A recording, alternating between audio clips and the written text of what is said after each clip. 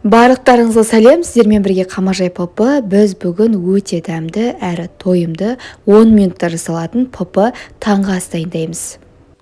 Бізге ең бірінші керегі лаваш. Лавашты дәл осындай ыдыста дөңгелектеп кесіп аламыз.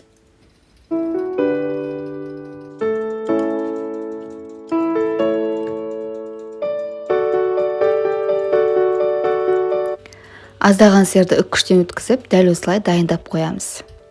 Содан кейін дәл сол ыдысқа азғантай 40 мл су құйып, лавашымызды дымқылдағанша салып аламыз.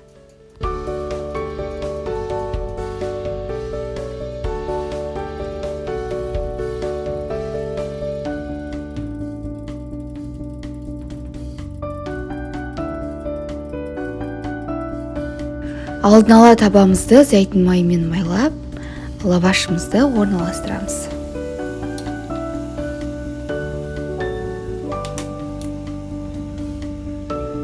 Содан кейін жұмыртқамызды дәл осылай араластырып, лавашқа жақсылап жағып шығамыз.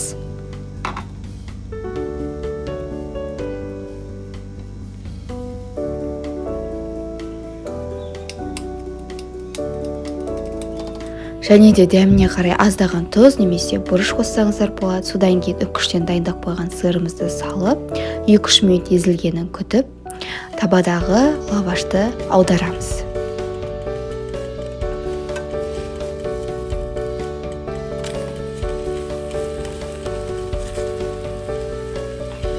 Содан кейін аздаған қызанақтарымызды дәл осылай орналастырамыз. Қызанақты дәл ортасына қоюымыз керек. Өйткені конвертик етіп ораған кезде әдемі болып шығуы үшін. Дәл осылай 2 жағынан, 4 жағынан алып, 4 бұрышты етіп конвертик формасында лавашты шығарасыз.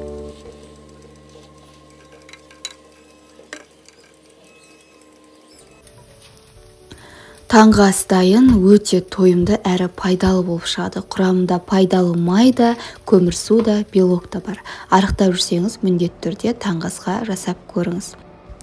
Әсіресе құрамында сыр және қызанақ болғандықтан дәмі өте ерекше шығады.